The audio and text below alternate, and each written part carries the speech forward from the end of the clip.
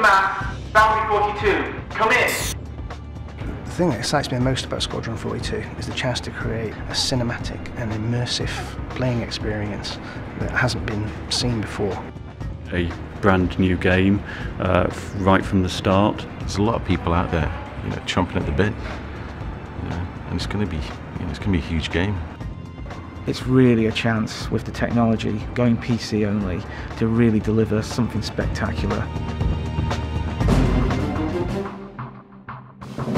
When Chris came to me originally, he said that the universe of video games and the technology and software had caught up with his desire to make character-driven games.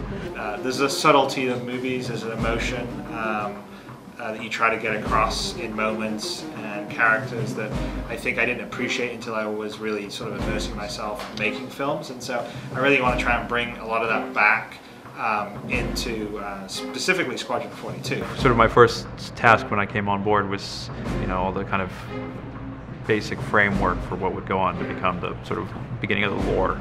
The first big challenge has been nailing the big story outline.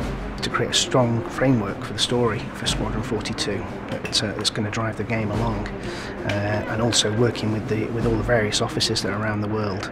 We have to write character work and relationships for people over whom we have no control at all, which is a fascinating challenge. It's tough because you need to have a story that can shift and change based on how the player plays it.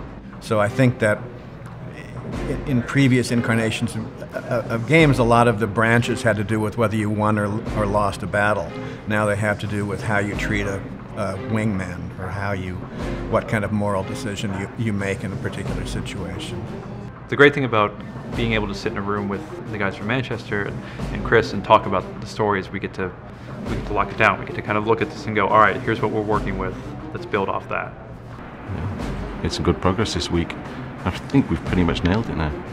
Now we know, what the scope of the game is. We'll be pulling a lot of people, I think, to make it happen. I've known Chris and Aaron since we were little kids, sort of 4 or 5. We pretty much started school together, stealing Chris's early attempts to try and pass my exams. I've known Chris and Aaron since the age of 4. Worked on his first games. Just a tight-knit group of friends, and it's just going to be so much fun. Working with my buddies again. I knew Chris in a different life when he ran Ascendant Pictures, which was his film company, and I was his president of production. The first game I worked on was Striker's Run, which was one of Chris's back in '85. Games such as Privateer 2 The Darkening, Privateer 2, Starlancer.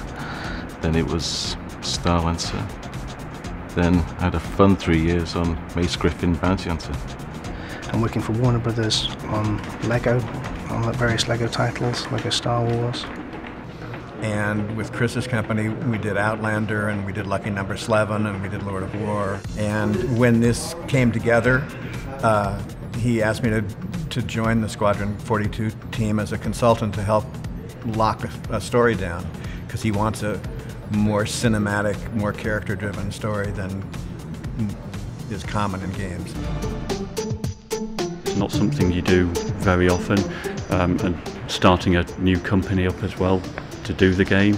I got the call from Nick, saying it's a go. Then I spoke to Aaron and he said, what do you think? I was like, I'm in. It was a weekend that Aaron rang me, and I had the family round, so I had to kind of drop a Sunday dinner to take the call. And it was only when they were leaving, driving back to the airport, they happened to mention the idea of us doing the game. Time for a new challenge. Yeah, it doesn't come any bigger than this, does it? An opportunity we just couldn't turn down. I'm actually really excited to be working very closely with the community to basically make something for the people who can be playing the game, rather than just developing something and then putting something out there under the sort of constraints of working for a publisher. And in terms of the way we're doing it now, we get to basically, work directly with people. We spend a lot of time on the forums, understanding what people want and what they feel, and basically where they want to go. And obviously we have a very clear direction we want to take it, but also it's great to also get that feedback from other people as well. Something that can be extra special given the sort of support from the community. We are making a game for the people. I think that this company has completely reinvented the model of how to make media, frankly. I think that it's important to see opportunity, that you know, the world is there to be reinvented.